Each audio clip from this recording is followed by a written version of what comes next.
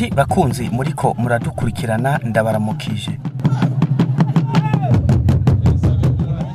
Umuryango w'umukuru w'igihugu Nyenicubahiro Petero NKURUNZIZA waratunganije indwi yahariwe amasengesho yo gukengurukira Imana ku vyiza yakoreye igihugu cacu c'Uburundi muri uyu mwaka w'2018 twaraye dusozereye no kuyiragiza kugirango ishishikare kuzigama igihugu cacu c'Uburundi n'abarundi muri uyu mwaka mushasha dutanguye w'2019. Amasengesho yabereye ku musozi wa Buye ku kibuga c'ishengero rya Anglikani muri komine ya Mwumba intara ya Ngozi.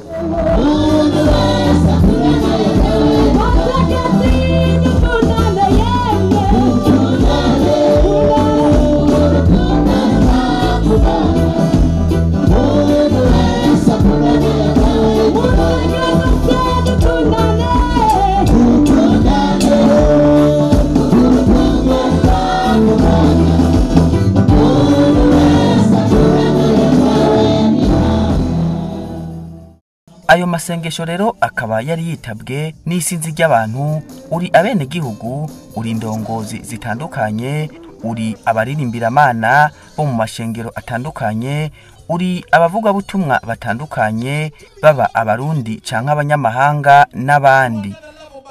Mu kiganiro c'uno musi mukaba rero mugiye gukurikira igice ca mbere kigizwe n'insiguro z'ijambo ry'Imana n'ubutumwa bwiza, hamwe rero no gutazira Imana byaranze ayo masengesho yabaye kuva kw'igenekerezo rya 26 gushika ku rya 31 Kigarama umwaka w'2018.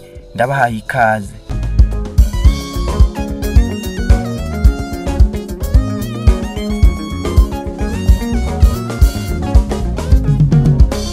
Eriya n'abahanuzi babari ku musozi Karumeliyo, Eriya timane soberesha umuriro niyo Mana, Eriya timane subirisha umuriro niyo Mana. Abahanuzi babari batatsira Imana yabo, abahanuzi babari batatsira Imana yabo, barasenga bari neyova, barasenga bari neyova, barasenga bari neyova,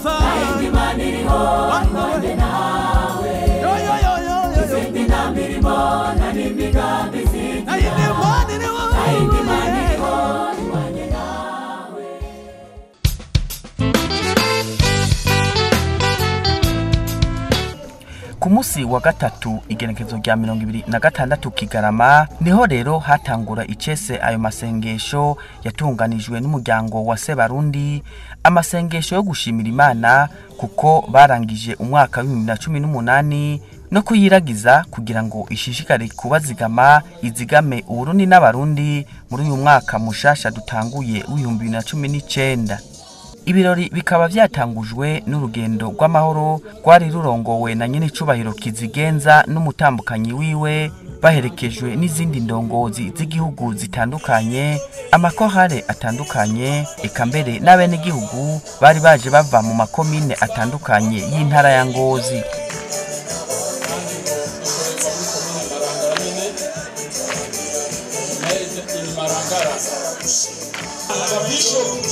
Haleluya.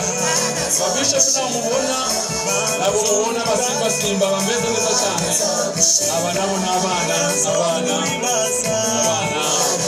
Asante nasa komeye komine Tangara ndabona komine Tangara nabo bambaye ipantaro nziza n'ibitambara byiza mu mutwe. Bambaye neza cyane barasimba gose na morale nyinshi. haleluya haleluya haleluya baradundika kabisa impemu yera gusa nawe utama nk'abanyetangara atuzuye impemu yera rumine gusiga sitwatanze gahora simba simba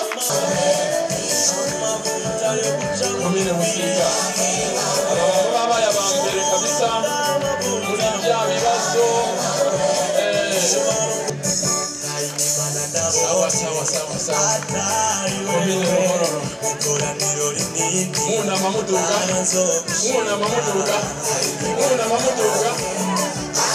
ruhororo jazz ruhororo city aba nabo kumine ruhororo batambuka neza desire yarangiye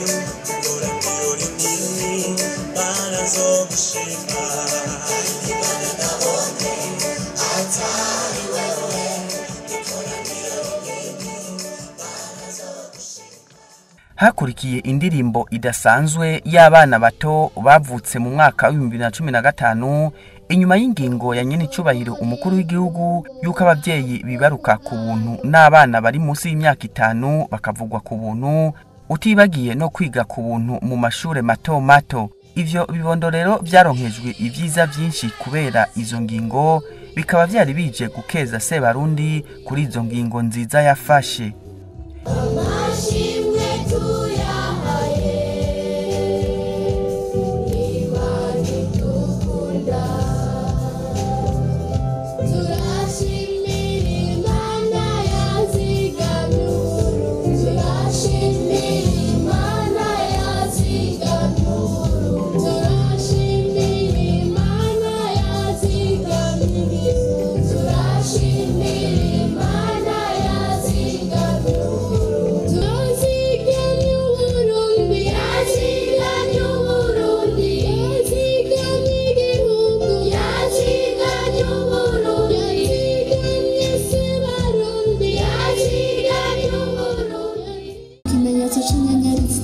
Amasonga 6 Yesu amaze kuvuka Israeli yarose itsinzi kuriyo.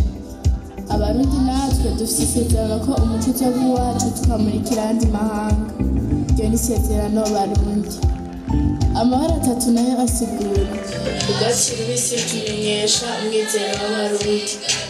Iryagahama ritumenyesha urukundo dufitiye Uburundi. Iryera rikatumenyesha amahoro asasagaye mu Burundi. Duhamagarirwa kugira ubumwe ibikorwa amajambere mu Burundi.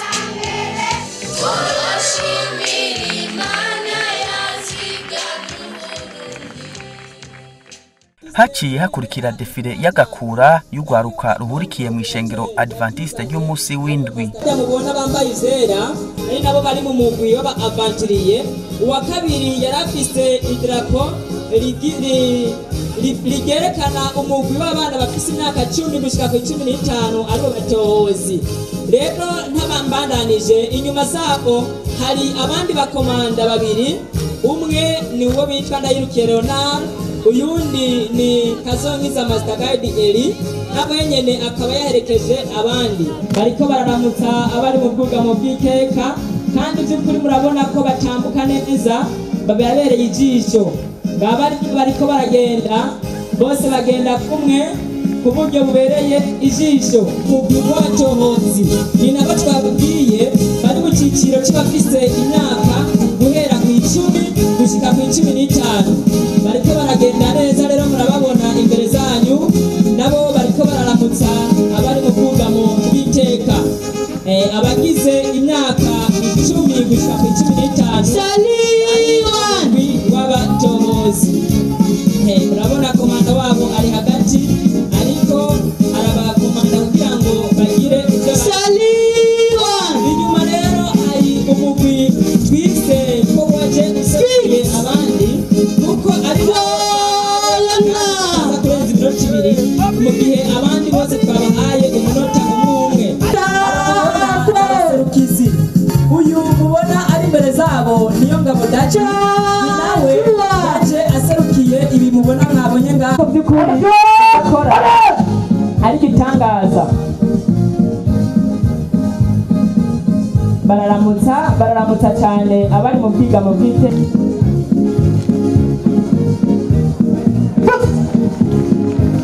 vite à gauche, à droite, forward, aïe. Oh, à distance.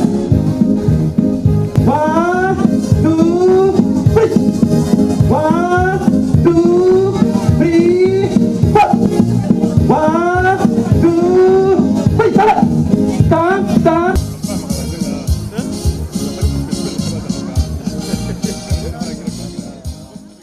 Inyuma y'iyo defile umutambukanyi wa Nyenicubahiro umukuru w'igihugu akaba n'umukozi w'Imana Nyenicubahiro NKURUNZIZA akaba yaciye aragiza Imana ibikorwa vyose vyari bigiye kurangurirwa muri ayo masengesho, aranasengera igihugu cose c'Uburundi n'abarundi. Data wa twese mu izina rya Yesu turaguhaye icubahiro cyose uyu mugoroba mwiza, turashize hejuru izina ryawe muremyi w'ijuru n'isi, turakubashe n'imitima yacu yose kuko uri umwami w'abami, uri gitangaza, ugira neza bukira bugaca, uri umurinzi wacu uhoraho. Nico gituma n'uyu mugoroba turiho, nico gituma muri uyu minsi yo gusozera umwaka tukiriho, kuko Mana ugira neza bukira bugaca. Turakubashe, turakubashe, turakubashe uhoraho nyaningabo, turagushize hejuru, turakudugirije ibiganza, mwami w'abami ushizwe hejuru y'amajuru, nawe usa nawe, nawe uhwanye nawe, nawogereranywa nawe mw'ijuru no mw'isi. Uri umwami w'abami urengeye ibiriho byose, wararemye ntiwaremwe, icubahiro cyose ni icawe mwami. Turaguciriye bugufi rero, turakubashe Mana yacu nziza, turaciye bugufi twese abahambaye n'aboroshe. Imbere y'ibindi byose turahamagaye imbabazi zawe ngo zitubonekeko, turahamagaye amaraso ya Yesu ngo atweza dutunganye. Uyu mwaka wose tugiye kurangiza, uhoraho turi imbere yawe Mana yacu, mu izina rya Yesu turaciye bugufi mu gishingo cy'abarundi bose twebwe dukoraniye aha. Amaraso ya Yesu atweze nk'abarundi bose mbere n'abanyamahanga bari muri kino gihugu, imbabazi zawe zitubonekeko kugira ngo mwami dutangure iki gikorwa twemera. Amaraso ya Yesu atweze mu izina rya Yesu. Ibikorwa tugiye gukorera aha tuvuga izina ryawe, tugushima, tugutazira, uzubyakire nk'umubavu kumotera neza mwami. Turabera nk'uko nawe uruwera, urakoze, turagushimiye kutwemeye ko tuzoba muri kino kibanza utwemera, urakoze mu izina rya Yesu. N'iki kibanza cyose turagitwikirije amaraso ya Yesu, mbere Uburundi bwose turabutwikirije amaraso ya Yesu mu izina rya Yesu. Ndafashe miri byiyumvirwa mu mitima yacu twese, abari ngaha twese, ndasanga ngo imigabo n'imigambi ya wa mugwanitsi mu izina rya Yesu. Turazi ko wamubahabera bakoranye nawe akorana nabo, nabubasha duvize ko mu izina rya Yesu twawe ububasha bwo gukandagira inzoka na sikoropiyo, nubwo gusanga ngo ubushobozi bwose bwa wa mwansi. Turasanga ngo ibikorwa bya wa mugwanitsi, imyuka mibi, ibikorwa by'abapfumu n'abarozi turabisanganguye mu izina rya Yesu. Turabisanganguye umuriro w'Imana umanuke uturire icyo cyose kitaguhesha icyubahiro muri kino kibanza. Umuriro w'Imana umanuke uturire cyose kitaguhesha icyubahiro, ibiva kuri wa mubi. Iminsi yose tuzomara aha turugaje ibikorwa bya wa mugwanizi, iminsi yose tuzomara aha turugaje ibitero by'abadayimoni mu izina rya Yesu. N'uzoza yuzuye abadayimoni, abizi canke atabizi, izoba iminsi yo kubohoka mu izina rya Yesu. Imyuka mibi izohunge isubire kuzimu, hanyuma mwami tubabidegembya muri wewe. Urakoze, turatuye intsinzi, turatuye intsinzi muri kino kibanza, turatuye intsinzi mu gihugu cacu, turatuye ubwiza bwawe, turatuye igitinyiro cyawe, turatuye icyubahiro cyawe, turatuye ubushobozi ngo buze bugendagenda aha hantu. Umuriro w'Imana uze wake mu mitima, umuriro w'Imana uze wake muri kino kibanza, ibyo ugomba bikoreke. Urakoze Mana yacu, urakoze, turagukomeye amashi kuzobana natwe, turagukomeye amashi kuzotugendera, turagukomeye amashi kuzodukoresha, turagukomeye amashi kubazokira indwara, turagushimiye kubazobohoka, turagushimiye kubazokwakira ngo ubabere umwami n'umukiza. Turagushimiye muri byose, abaririmbyi ko bazokoreshwa nawe, turagushimiye abavuga butumwa bazokoreshwa nawe, turagushimiye uzohagarara ngaha wese mwami turagushimiye ko azovuga nk'uvugishijwe icubahiro kibi cawe aya mashina yawe impundu nizawe mwami w'abami urabereye haleluya haleluya haleluya haleluya haleluya icubahiro cyose ni icawe oh haleluya igitinyiro cyose ni icawe inganji ni yawe ubu n'ibihe bitazoshira haleluya haleluya haleluya haleluya haleluya haleluya ubwanyuma haleluya twese haleluya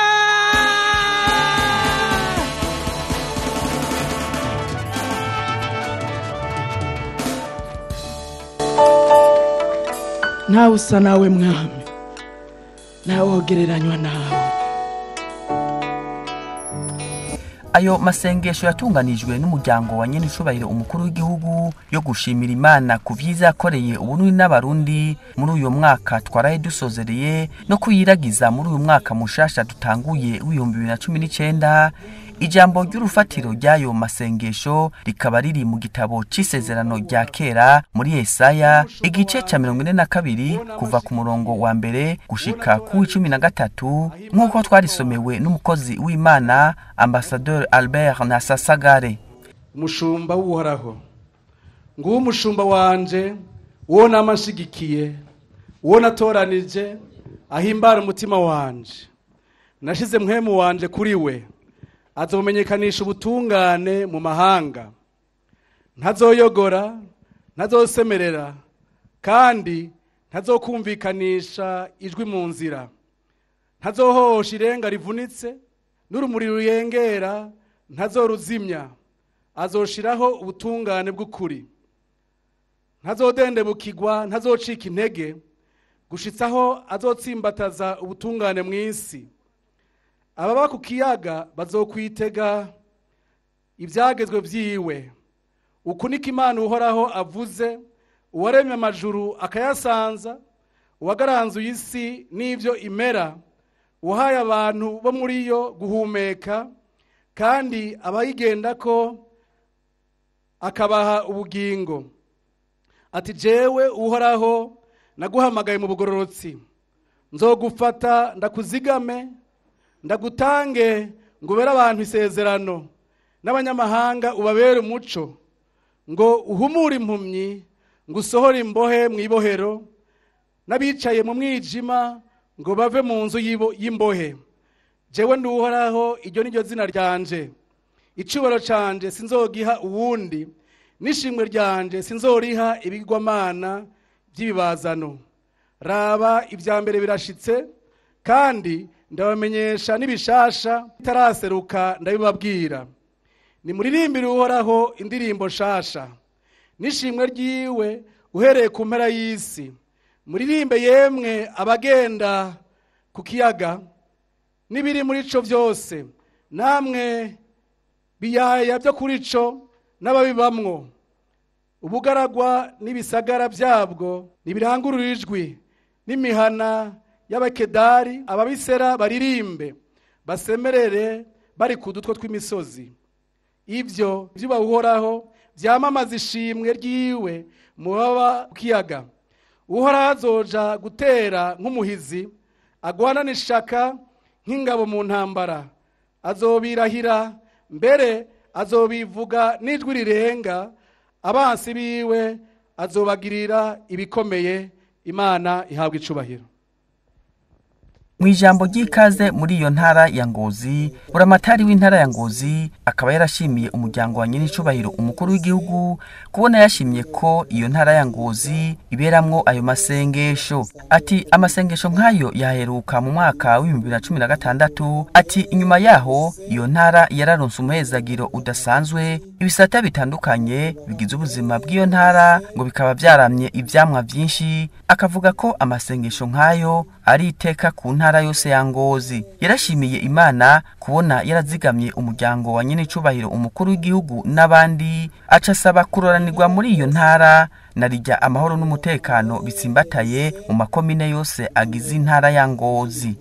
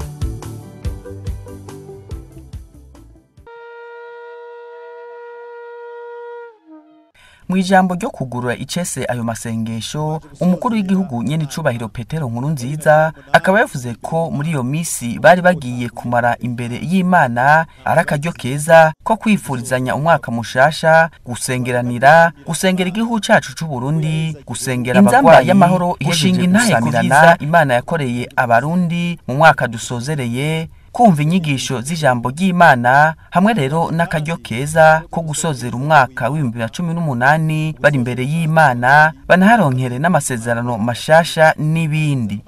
Nyenicubahiro umukuru w'igihugu afatiye ku ijambo ry'urufatiro ry'ayo masengesho akaba yaciye ashikiriza ibintu bitatu bikomeye biri muri ryo. Ijambo twaronse no munsi y'urufatiro hari ibintu bitatu birimo bikomeye cyane. Nashaka guca kwa karongo mu gutangura no masengesho. Imana irafite icyo uvuga ku gihugu cyacu c'Uburundi no ku Barundi. Igihugu cyacu c'Uburundi n'Abarundi ni ibintu by'agaciro kadasanzwe imbere y'Imana. Abarundi mubimenye, Uburundi n'Abarundi dusa agaciro kadasanzwe imbere y'Imana. Ntimwigaye, icyo ni cyambere. Kandi Imana bwari jambo twaronse iri jambo ry'urufatiro nuko Imana yiteguye kubigaragaza ku Burundi n'Abarundi ari abantu badasanzwe ariko idasanzwe cy'agaciro imbere y'Imana. Imana igiye kubanda ikoresha Abarundi n'Uburundi ivy'ubuhizi bihambaye bidasanzwe. Tubisanga muri rya jambo ry'urufatiro twaronse. Bisigura yuko initeguriye gukora amateka mashasha ku gihugu cyacu c'Uburundi no ku Barundi mu vyitege. Ikigira gatatu nashaka kubabwira muri rya jambo ry'urufatiro nuko hari ibintu Imana igira dukorera. Kuva dutanguye gusenga Imana mu masengesho mwene ya buri mwaka, mwese murabizi ivy'Imana agira dukorera ni byinshi, twobidondagura nitwobiheza.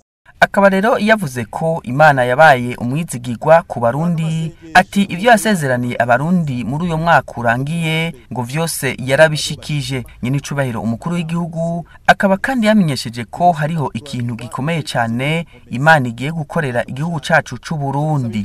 Ku bwano masengesho Abarundi n'Uburundi nashaka kwatangariza neza yuko hari ikintu gishasha Imana igira ikore.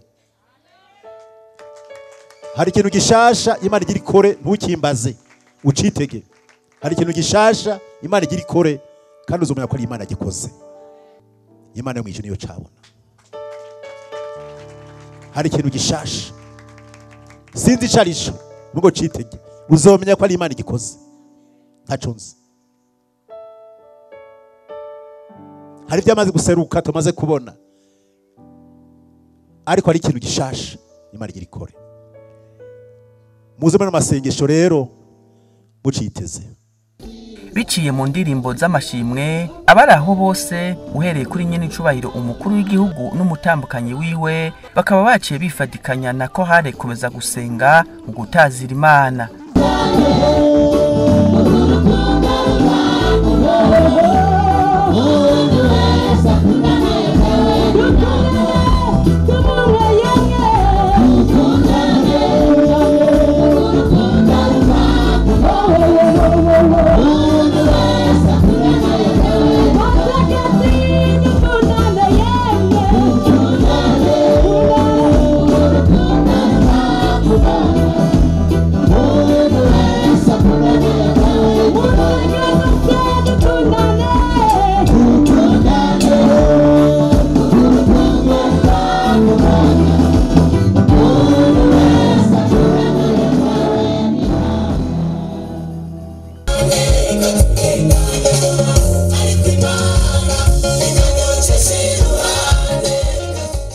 Ku muhingamo w'umunsi ugira kabiri w'ayo masengesho hakaba hari kw'igenekerezo rya 27 Kigarama haranzwe n'indirimbo zo gutazira no gushimira Imana z'amakohare atandukanye.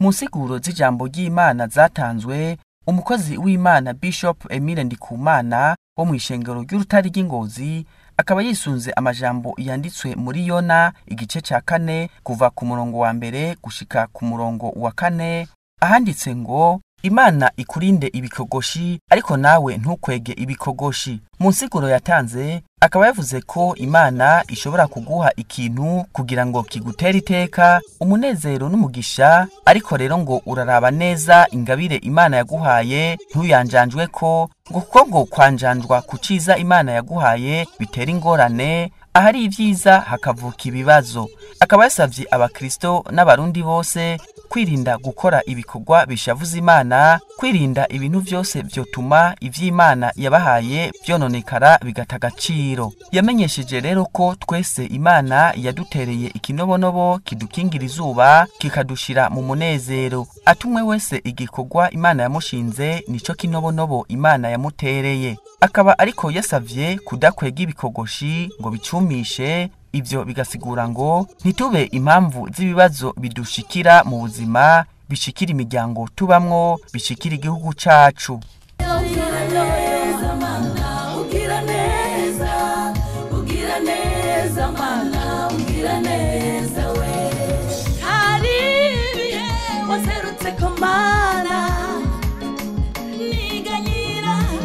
Nagira kiremesha urata hewa Yesu wanje ungirira neza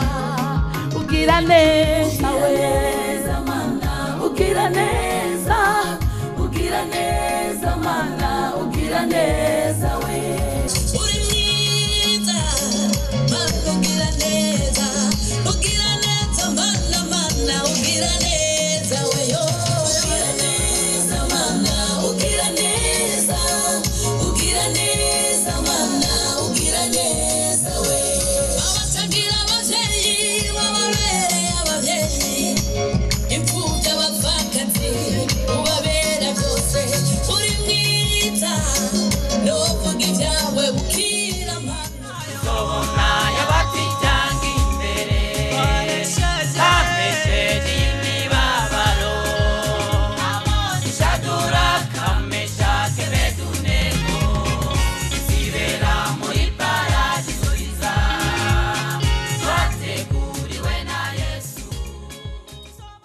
Umukuru w'igihugu cacu Nyenicubahiro Petero NKURUNZIZA nawe mu ijambo ryo kuri uyo munsi yarongeye kwipfuriza abari ngaho n'abarundi bose Noheli nziza n'umwaka mwiza. Akaba yashimiye Imana ko ishishikara kuguma hafi y'abarundi, anashimira kandi abo bose bitabiriye ayo masengesho.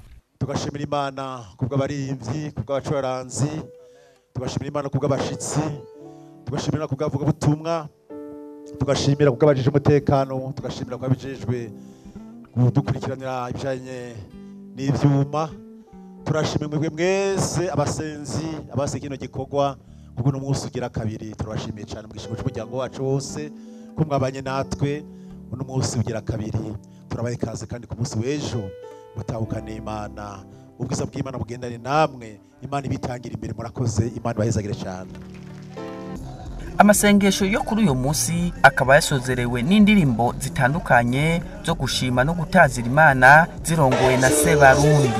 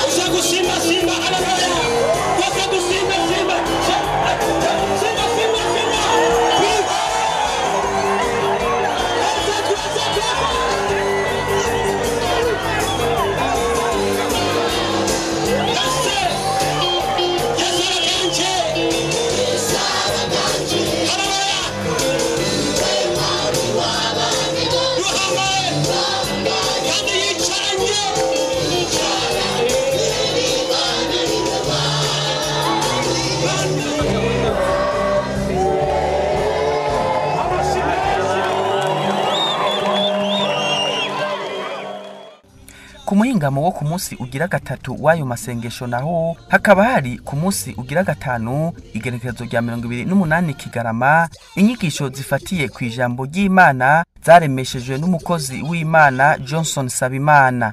Akaba yashimikiye ku majambo y'Imana yanditswe muri Bibiliya mu gitabo cyo kuvayo igice cya 2 kuva ku murongo wa 23 gushika ku wa 25, aho Imana yumvise amaborogo y'Abanyisirayeli bayambaza ngo ibakure mu buja bw'Egiputa ikabasubiza mu gihugu cabo c'isezerano. Afatiye kuri ayo majambo akaba yasiguye ko umuntu ari mu buja ubwo ari bwo bwose agasenga Imana akanayizera imukura mu ngorane zose. Ati ivyo umuntu yoba ariko aracamwo vyose hari Imana iri mu ijuru ibona byose. Ayubashe akabandanya agororotse akayihamagara mu mutima wiwe akayisenga akanayikorera, ayihamagaye nayo izomwitaba naho yoba ari mu buja ubwo ari bwo bwose. Ati Imana ntaho itomukura. Ati Imana y'Abanyisiraheli niyo Mana y'Uburundi n'Abarundi. Ati nubwo bamwe n'abandi boja hamwe bakakugwanya uramiza kumuzirikanye ko mu ijuru hari Imana.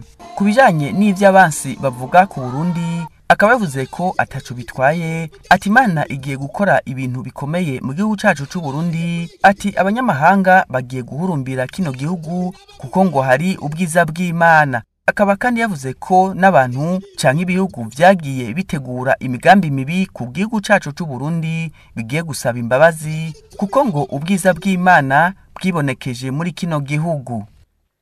Haheze igihe kirekire Imana irakora, haheze igihe kirekire Imana ihindura amateka. Nagira mvuge ku Burundi, nagira mvuge ku Burundi, ntaco bitwaye ibivugwa, ntaco bitwaye ibirikogwa, ntaco bitwaye ivy'abanyaburayi bavuga, ntaco bitwaye ivy'abansi b'igihugu bavuga. Hari Imana mw'icuru iriko iraraba ivy'Uburundi, iriko irabikurikirana. Hari Imana mw'icuru, hari Imana mw'icuru. Umviriza ndakubwire, Imana iriko irakora. Imana imaze igihe icecetse. Ku vy'Uburundi ntizokwama icecetse, ku vy'Uburundi ntizokwama ihoze, ku vy'Uburundi ntizokwama yihishije. Igihe niki nyene, igihe niki nyene aho Imana igiye kuzura ivyapfuye ikabishira ahabona, aho Imana igiye gutangaza amahanga, aho Imana igiye kumana ubwiza bwayo muri kino gihugu amahanga zose. Hari Imana mw'ijuru, nta Imana itogukura.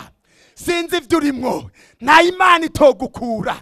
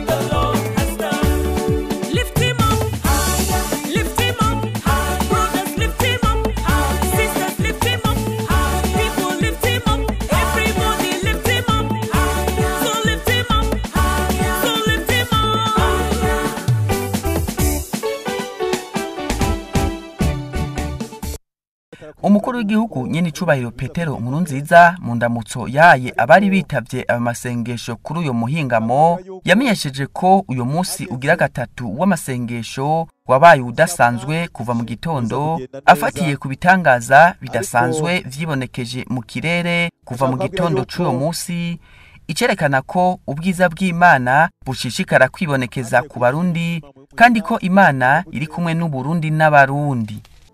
Hari ibintu bitatu vyabaye kuva mu gitondo nogera ntababwiye uno munsi.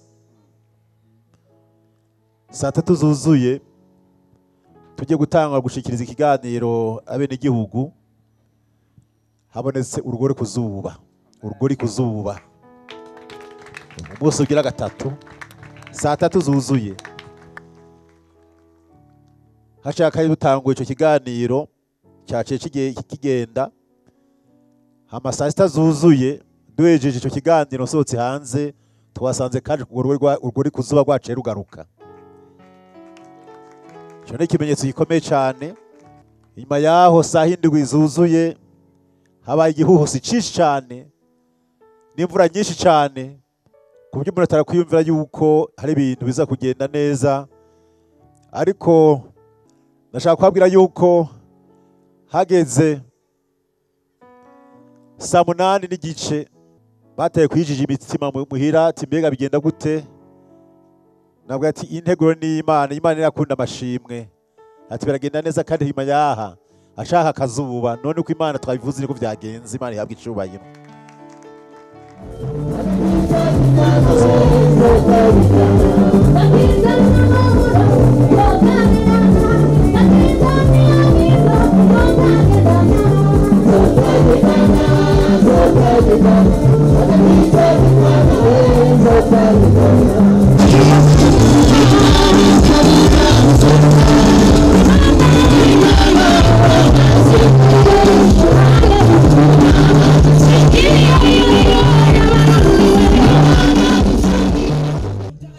Ku muhingamo wo ku munsi ugira kane w'ayo masengesho hakaba hari kwa gatandatu igenekerezo rya 29 Kigarama, indirimbo n'intambo z'amakorale atandukanye zo gushima no gutazira Imana ku vyiza yakoreye Uburundi n'Abarundi muri uyo mwaka dusozereye no kuyiragiza umwaka mushasha dutanguye, akaba arizo zasamirana ngaho ku kibuga c'ishengero rya Anglikani ry'Ibuye mu ntara ya Ngozi.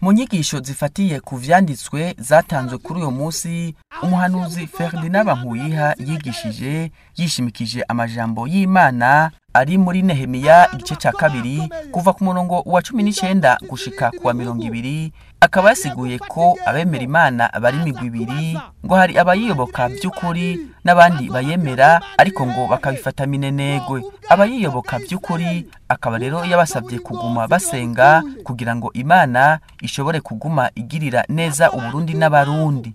Kubemera Imana ariko bakigendera mu bintazi, yabahanuye kuvyikura ko bakitandukanya n'icaha hakiri kare, ngo naye handi ho Imana igiye kubahana. Akaba yongeye kwemeza ko mu misiri imbere ibitangaza bigiye kugaragara mu gihugu cacu c'Uburundi. Ati Imana igiye guhindura Uburundi ibushira imbere y'ibindi bihugu mu bisata bitandukanye nk'ukwemera Imana. Mu byo butunzi naho ngo abanyamahanga bagiye kuzana imitahe idasanzwe mu Burundi n'ibindi. Akaba yamenyesheje kandi ko Uburundi bugiye kuronka inkomezi butigeze buronka mu myaka yose iheze. Ati igihugu cacu kigiye kuba umuco w'amahanga, ibihugu vya rutura bize kwihweza ubwiza bw'Uburundi, ubutunzi bw'igihugu cacu nabwo bugaragare, maze ibihugu vyacavuje Uburundi bize gusaba imbabazi. Yamara rero uyo muhanuzi agahamagarira abarundi bose na cane indongozi guhindukira Imana no kwitandukanya n'icaha. Inyuma y'izo nsiguro zifatiye ku bahanuzi z'uyo mukozi w'Imana Ferdinand Bankuyiha, umukuru w'igihugu cacu c'Uburundi Nyenicubahiro Petero NKURUNZIZA yarashinze intahe ku vyiza n'ibitangaza Imana yakoreye Uburundi n'abarundi muri uyo mwaka w'2018 dusozereye, umwaka wabaye ubudasanzwe ku muryango wiwe no ku gihugu cose. Ubwa mbere nagira nshimira Imana, dushimira Imana yuko mwese bazigamye, mwese bazigamye. Iyo ni ntahe ya mbere ikomeye cyane, kuzigamwa. Kuko agiye biryamye twababwiye kare biba byaheze. Hashima abazima, hagatona mwishimwe abazima. Icyo ni igitangaza cy'Imana. Ndashima Imana kandi yuko intahe ibitangaza bikomeye dukoreye, nuko twese nk'indongozi turi bazima. Ukuzigamwa no kurindwa no kuramba n'ivy'Imana. Kuramba kuva ku Mana. Umwaka twarawutanguye turi kumwe namwe, none Imana tuzigamye tujye kusozera turi kumwe namwe. Iyi ni ntahe ikomeye cyane, ntabwo twabeshejweho n'ifungwa twariye gusa, kuko abariye ifungwa zikabayitana. Hano bazibujije, harabaye n'amasanganya mu kirere, mu bwato, mu ndege, mu modoka. Igisumba byose rero nuko turi bazima, twadusozera umwaka tugishima Imana. Gushimira Imana. Hari benshi badashima. Ndashima kandi waturinze umuryango wacu mu rugo wacu. Twese turi bazima. Kandi iyo turamvye, iyo tumerewe neza, muramererwa neza. Mweri w'ibikuru bakwira igihugu cyose. Iyo turamvye tukuza hano tugatambira hamwe, tukaramukanya tukagwana mu nda, umunsi umugahera wa kabiri wa gatatu wa kane wa gatanu indi yose gahera. Iyo ni ntahe, nta handi iri ku isi atari ngaha mu Burundi gusa, nta handi iri.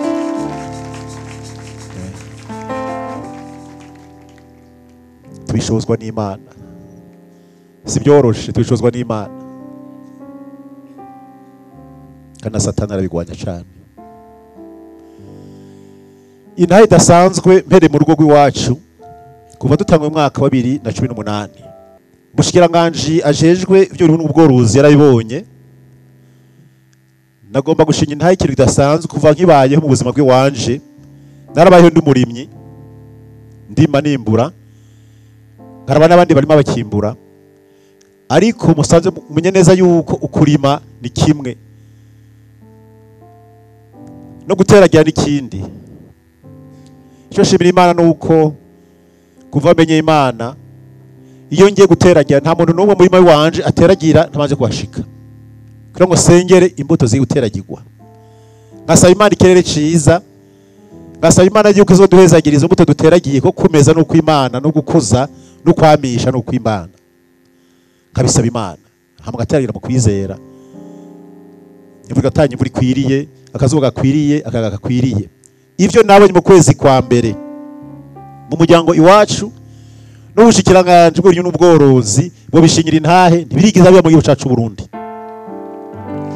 ntibiraba mu gihugu cacu Burundi twari twateye amatoni 2 n'igice y'ibiraya ku musozi hirya gatonya yitwa mu Rutanga tuvuye mu masengesho haje nk'indwi imwe n'igice no twagiye kubisoroma ivyo biraya mu ntango n'umwaka wa 2018 twateragiye amatoni 2 n'igice y'ibiraya twimbuye amatoni 62 n'igice y'ibiraya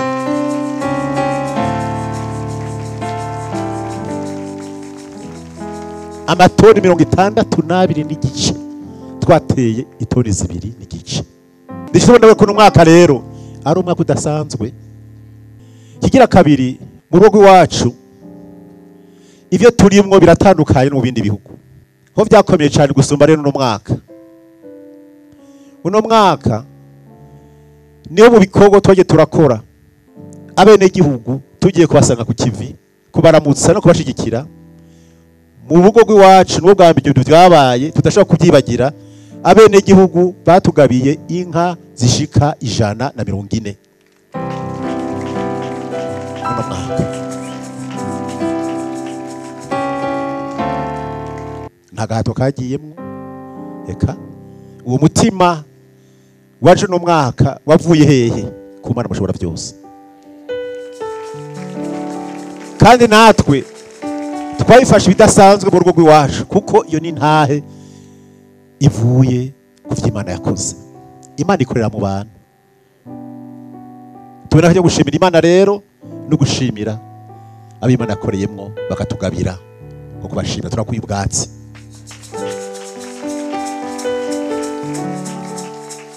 eko ikintu gikomeye cyane cyakoretse mu gihugu cyacu kubw'igihugu mu mateka y'u Burundi nibwo bwa mbere mu Burundi habaye amatora hakaba n'imyiyamamazo ta Burundi ariko arahunga dore mu kwiyamamaza tukareheza amatora tugatora tugaheza abantu ko barahunguka nibwo bwa mbere byabaye mu mateka y'u Burundi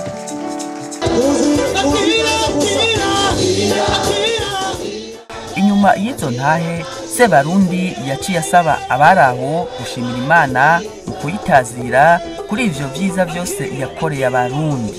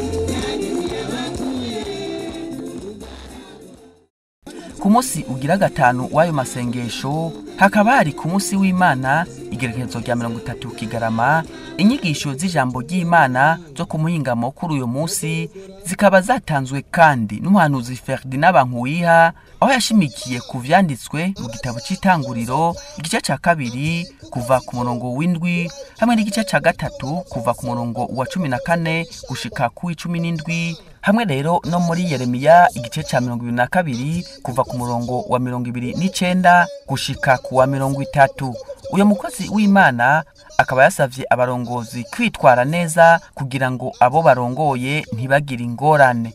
Yasavye abitavye ayo masengesho bose kwakira Yesu nk'umwami n'umukiza mu bugingo bwabo, gutyo ngo bahe ikibanza ivyiyumviro vy'Imana maze Satani ntisubire kubagira ko ububasha.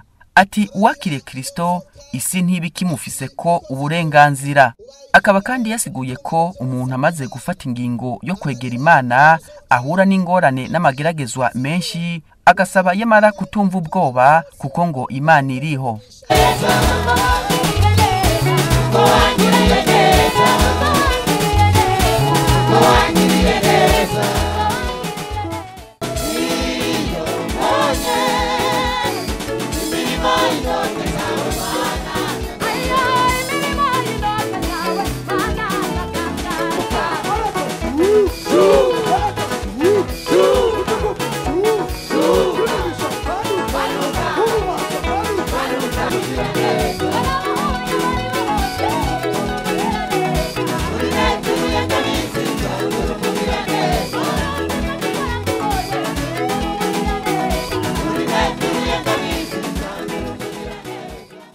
Umukuru w'igihugu cacu c'Uburundi Nyenicubahiro Petero NKURUNZIZA inyuma yo gutazira yifatikanije na ko komeza gusenga asanzwe aririmbamwo, akaba yaciye ashishikara gushinga intahe yari yatanguye ku munsi wa gatandatu ku vyiza Imana yakoreye Uburundi muri uyo mwaka urangiye, aho yavuze ku bijanye n'amafaranga yinjiye mu kigega ca leta, umwimbu wavuye mu gisata c'ubutare n'ibindi.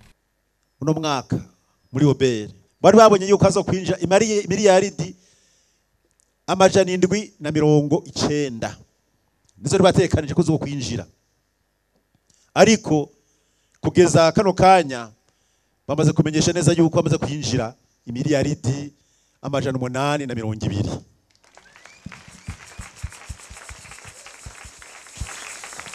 Ibyo twatekanije byose kubw'amasezerano mwaka murumva yuko harenze ko imiliyaridi zirenga 40.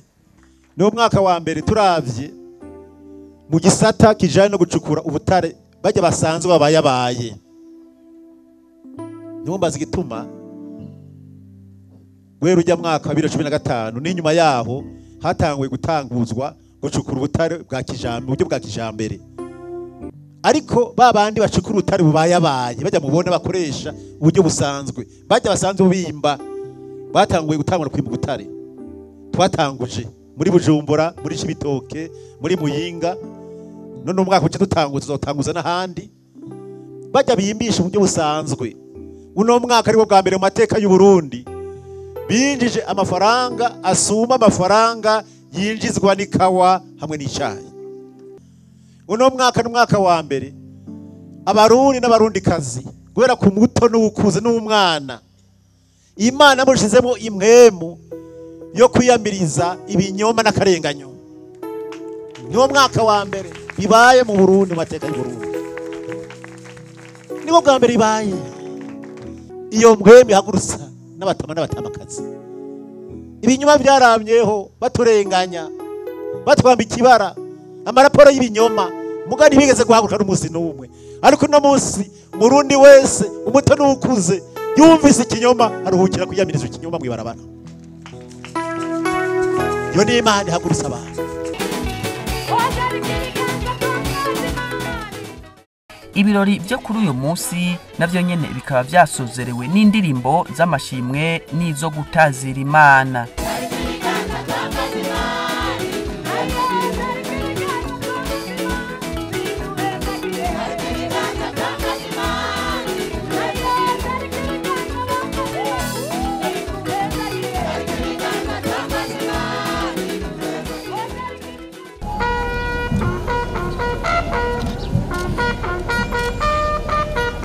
Kumuhingamo wo ku munsi ugira gatandatu w'ayo masengesho hakaba hari ku munsi wa mbere igenekerezo rya 31 Kigarama, ari nawo wari umunsi wo gusozera ayo masengesho yari yatunganijwe n'umuryango wa Nyenicubahiro umukuru w'igihugu mu ntumbere yo gushimira Imana ko yazigamye Uburundi n'abarundi mu mwaka twaraye dusozereye w'2018 hamwe rero no kuyiragiza umwaka mushasha dutanguye w'2019.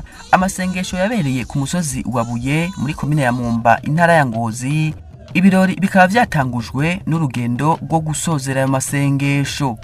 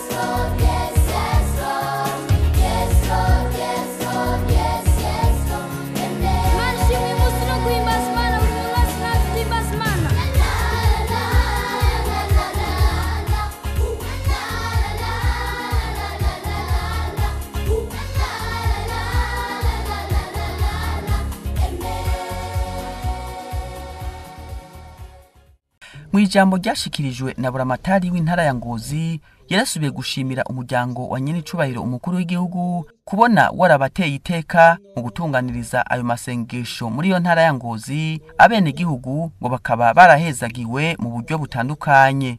Ku izina ry'abanyenguzi bose akaba rero yaciye ashikiriza umuryango wa Nyenicubahiro umukuru w'igihugu akaganuke kagizwe n'inka 10, ibindi bitungwa bigizwe n'intama n'impene, utundi tuganuke tugizwe n'ibiseke birimwo bimwe bimwe mu vyimburwa baronse, hamwe rero n'isanamu nini cyane iriko Sebarundi n'umutambukanyi wiwe bariko barasengera igihugu cacu c'Uburundi mu ntumbero rero yo kumushimira.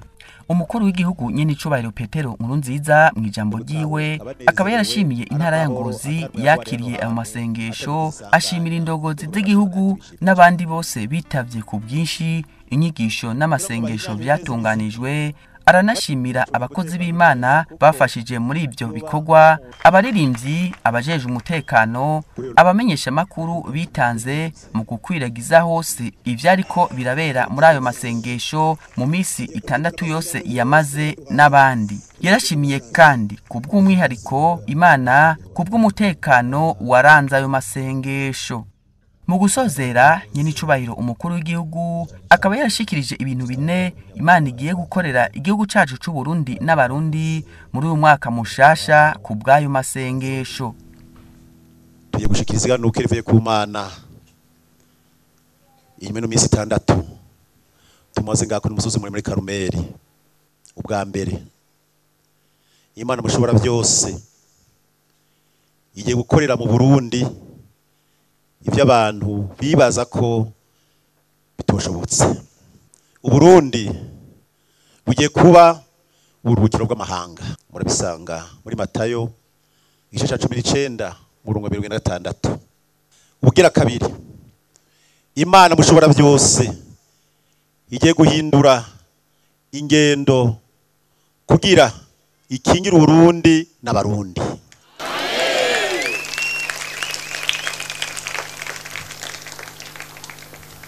Bisigura yuko Imana igiye kutuja hagati kugira ngo abansi ntibadushikire. Imana hagati muri twebwe muzibonesha amaso yanyu. none umunsi bazi bagiye kubibona ko Imana iri hagati y'abarundi. Gatatu, ibyo tubisanga mu Kuvayo 14 murongo wa 19 gushika ku murongo wa 20. Imana mushobora byose hinduye Uburundi ikibanza cyo gusigurizamwo Imana no gusabiramwo umugisha.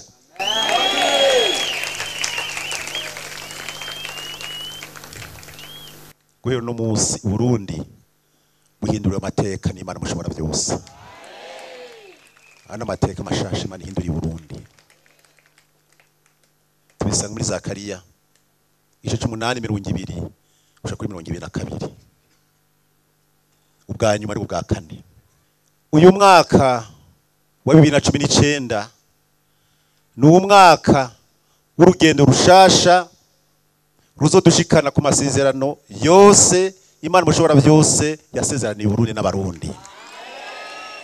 Urugendo rushasha mugiye kurimbura amasezerano yose Imana duhaye. Urugendo rushasha Imana igiye gushitsa amasezerano yose yasezeraniye Uburundi n'abarundi. Dukure ubwatsi dukomera amashimara yacu. Ibyo tubisanga mu Kuvayo 12 kuva ku murongo wa 41 gushika ku murongo wa 2. Yigiganuke Imana yaduhaye inyuma no minsi 6 no gusozera umwaka wa 2 ari umwaka wa 2018. Mutahuka liganuke rivuye ku Mana mushobora byose. Muri teramire ijoro n'umurango uzoyibona bikurikirana kimwe kimwe gukindi. Guhera no munsi nyine twije umwaka mushasha bijye kwibonesha amaso yanyu amateka mashasha. Imana ibazigire cyane kandi tubasabe mugishe mukanya kugira ngo Imana igendane namwe. Murakoze cyane.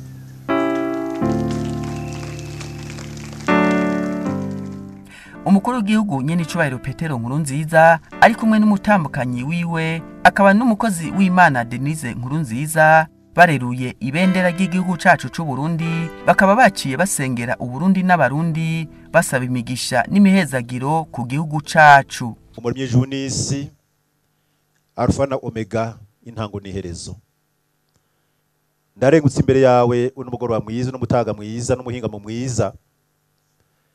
Ndaciye bugufi ndi mu gishingo c'abarundi bose ndetse n'abanyamahanga bose bari mu gihugu cacu c'Uburundi. Mwaba Imana nziza, imbere ya vyose tubanze gusaba imbabazi. Ibyaha vyakozwe n'abasokuru n'abasokuruza abitwitangiye imbere mu kurongo igihugu cacu c'Uburundi. Indongozi zose zatwitangiye imbere. Ibyaha byose bakoze n'ibyo twakoze vyose turabituye imbere yawe. Turabisaba imbabazi kandi turazwi imbabazi zawe zamaho bidashira. Utugira imbabazi. Turareguse kandi mwa Imana nziza yo gushima dukenguruka ukuntu bazigamye igihugu cacu c'Uburundi. Uno mwaka wa 2 ari umwaka wa 2018 wabanye natwe kuva tugitangura. Uwo mwaka twabutanguranye amasezerano yawe. Ni wari waduhaye amasezerano akomeye kuno mwaka wa 2 tujye gusozera ko ari umwaka w'umuco w'Imana mu Burundi n'abarundi bose. Ko ari umwaka Mana nziza ujye gutandukanya umuco n'ubumwiza. Ko ari umwaka Mana nziza agakiza kabuye ko ari kiyongera mu Burundi no mu Barundi. Ko ari umwaka kubaduka, umwaka w'iterambere, umwaka utotara, umwaka wo kubohoka, umwaka wo kwemererwamo n'Imana. Turi bazima kuko baratwemeye. Nico tubute gusozera no mwaka turi bazima, ni gucaco c'Uburundi ari kizima. Turabigushimiye cyane. Warakiriye intahe zacu. Dutangura no mwaka waduhaye amara umutekano n'impore impande zose mu cacu Burundi. Era abatugwaniye intambara tubona nizo utabona turagushimiye cyane. Waduhaye Imana nziza amagara meza n'ubuzima bwiza. Uduha kuramba. Turamba tukumvira kandi tukubaha tugukorera. Waragize neza mu kwitwara ku butunzi bw'u Burundi, warabudugije. Mana nziza, waraduhaye munezero. Uraduha Mana nziza kuba muri wewe nabo muri twebwe. Uduha umunezero, uduha amahoro. Turagushimira ibyo dukoreye byose. Tubigushimira mu gishingo c'abarundi bose. None Mana nziza, turagushimiye kandi yuko ibisumba byose wabanye natwe. Mano masengesho asozera n'umwaka wa 2. Twatanguranye nawe. Watweretse ibimenyetso bidasanzwe. Haba kuzuba ku kwezi no kwijuru.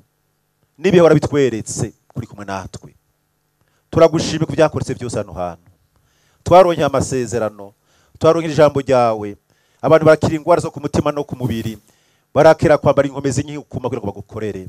Warakoze Mana nziza. Turagushimye ku mutekano waduhaye mu kino gikorane n'amasengesho.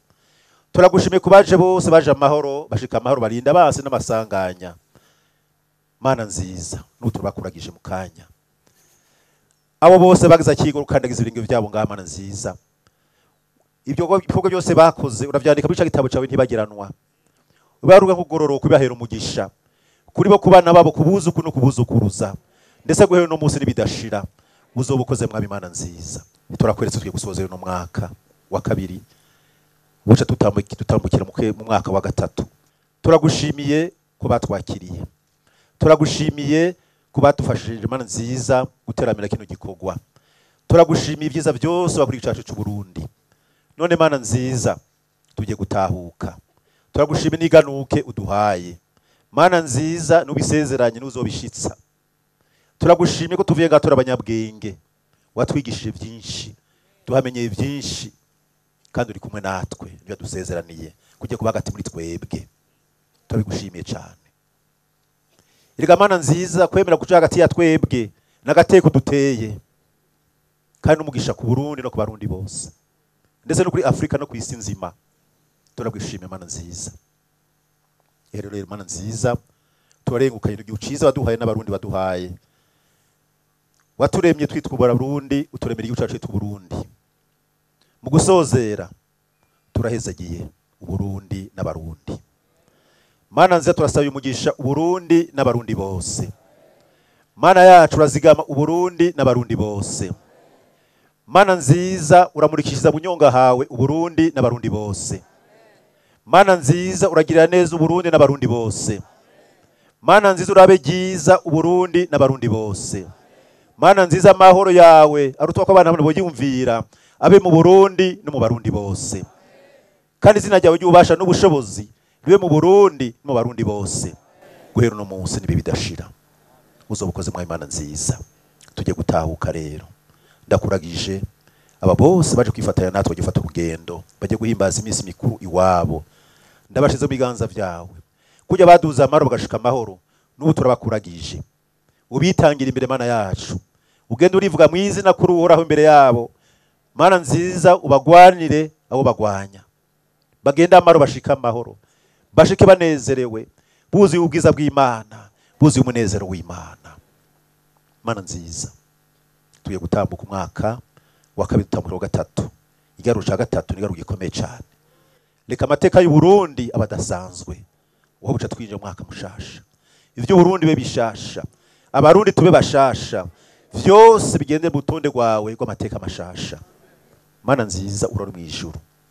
Turagushimye byakoretse byose. Uri Imana yumva, uri Imana yishura. Watugiriye neza kuri musozi mwiza ungahe Buye w'ikarumeri. Uni wa musozi utwumiza nibitangaza. Tuvuye ngaduganukanye iganuke ryawe.